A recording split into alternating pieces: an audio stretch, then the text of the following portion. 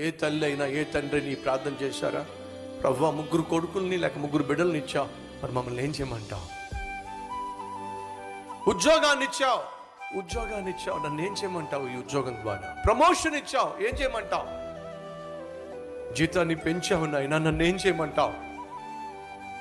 సొంత గృహాన్ని అనుగ్రహించావు ప్రభు, ఇప్పుడు నన్ను ఏం చేయమంటావు? అడిగారు ఎప్పుడైనా దేవుణ్ణి? అడగం మనం. ఎందుకని? ఎంతసేపు ఆయన్నే అడుగుతాం మనం. ఇవ్వు ఇవ్వు ఇవ్వు, గెట్టు ఫర్గెట్టు. ఇదే మన పరిస్థితి, ఇదే మన బుద్ధి. కానీ భక్తులను చూడండి, జాగ్రత్తగా పరిశీలించండి. హన్నా ఏమంది? నువ్వు నా కుమారుణ్ణి ఇస్తే ఆ కుమారుణ్ణి తిరిగి నీకు ఇచ్చేస్తా. మనోహకు దేవుడు బిడ్డనివ్వబోతే మనోహ ఏమంటున్నాడు?